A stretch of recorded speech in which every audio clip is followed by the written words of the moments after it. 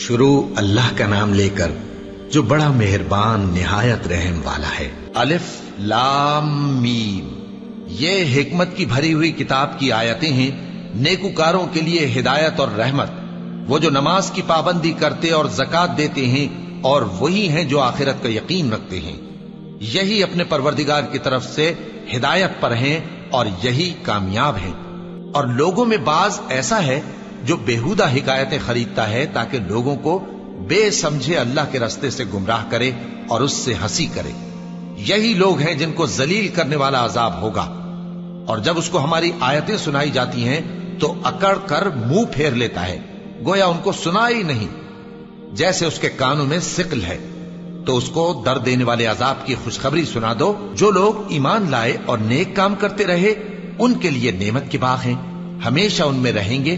اللہ کا وعدہ سچا ہے اور وہ غالب ہے، حکمت والا ہے۔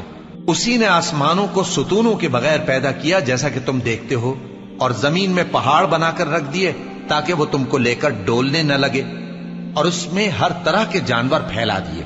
اور ہم ہی نے آسمان سے پانی نازل کیا، پھر اس میں ہر قسم کی نفیس چیزیں اگائیں۔ یہ تو اللہ کی تخلیق ہے۔ اب مجھے دکھاؤ کہ اللہ کے سوا جو ہستیاں ہیں انہوں نے کیا پیدا کیا ہے۔ حقیقت یہ ہے کہ یہ ظالم کھلی گمراہی میں ہیں۔ اور ہم نے لقمان کو دانائی بخشی کہ اللہ کا شکر کرو، اور جو شخص شکر کرتا ہے تو اپنے ہی فائدے کے لیے شکر کرتا ہے، اور جو ناشکری کرتا ہے تو اللہ بھی بے نیاز ہے، لائق حمد و ثنا ہے۔ اور اس وقت کو یاد کرو جب لقمان نے اپنے بیٹے کو نصیحت کرتے ہوئے کہا کہ بیٹا، اللہ کے ساتھ شرک نہ کرنا، شرک تو بڑا بھاری ظلم ہے۔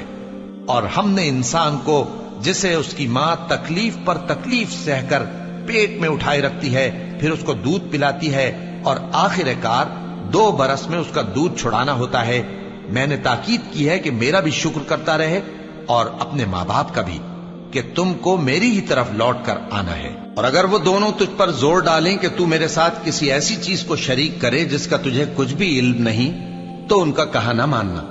ہاں، دنیا کے کاموں میں ان کا اچھی طرح ساتھ دینا، اور جو شخص میری طرف رجوع لائے اس کے رستے پر چلنا۔ پھر تم کو میری طرف لوٹ کر آنا ہے تو جو کام تم کرتے رہے ہو سب سے تم کو آگاہ کر دوں گا۔ لقمان نے یہ بھی کہا کہ بیٹا، اگر کوئی عمل چاہے رائی کے دانے کے برابر بھی چھوٹا ہو، اور ہو بھی کسی پتھر کے اندر یا آسمانوں میں مخفی ہو یا زمین میں، اللہ اس کو قیامت کے دن لا موجود کرے گا۔ کچھ شک نہیں کہ اللہ باریک بین ہے، خبردار ہے۔ بیٹا، نماز کی پابندی رکھنا اور لوگوں کو اچھے کاموں کے کرنے کا مشورہ دیتے رہنا، بری باتوں سے منع کرتے رہنا، اور جو مصیبت تجھ پر واقع ہو اس پر صبر کرنا، بے شک یہ بڑی ہمت کے کام ہیں۔ اور تکبر کرتے ہوئے لوگوں کے سامنے گال نہ پھلانا اور زمین میں اکڑ کر نہ چلنا، اس لیے کہ اللہ کسی اترانے والے شیخی خورے کو پسند نہیں کرتا۔ اور اپنی چال میں اعتدال کیے رہنا، اور بولتے وقت ذرا آواز نیچی رکھنا، کیونکہ بہت اونچی آواز گدھوں کی سی ہے، اور کچھ شک نہیں کہ سب سے بری آواز گدھوں کی ہوتی ہے۔ کیا تم نے نہیں دیکھا کہ جو کچھ آسمانوں میں اور جو کچھ زمین میں ہے سب کو اللہ نے تمہارے قابو میں کر دیا ہے، اور تم پر اپنی ظاہری اور باطنی نعمتیں پوری کر دی ہیں۔ اور بعض لوگ ایسے ہیں کہ اللہ کے بارے میں جھگڑتے ہیں، نہ علم رکھتے ہیں اور نہ ہدایت اور نہ کتاب روشن۔ اور جب ان سے کہا جاتا ہے کہ جو کتاب اللہ نے نازل فرمائی ہے اس کی پیروی کرو، تو کہتے ہیں کہ ہم تو اسی کی پیروی کریں گے جس پر ہم نے اپنے باپ دادوں کو پایا۔ بھلا اگرچہ شیطان ان کو دوزخ کے عذاب کی طرف بلاتا ہو تب بھی۔ اور جو شخص اپنے آپ کو اللہ کا فرما بردار کر دے اور نیکوکار بھی ہو تو اس نے مضبوط کڑا تھام لیا، اور سب کاموں کا انجام اللہ ہی کی طرف ہے۔ اور جو کفر کرے تو اس کا کفر تمہیں غمناک نہ کر دے۔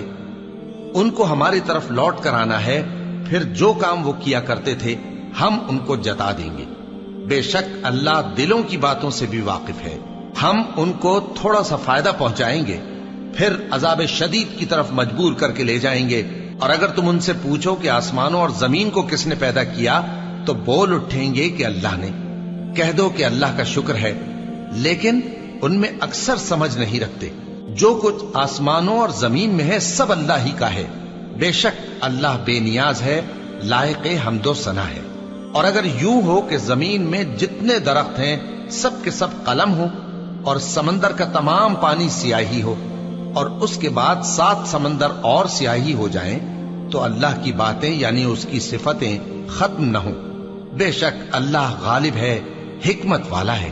اللہ کو تمہارا پیدا کرنا اور جلا اٹھانا ایک شخص کے پیدا کرنے اور جلا اٹھانے کی طرح ہے. بے شک اللہ سننے والا ہے، دیکھنے والا ہے.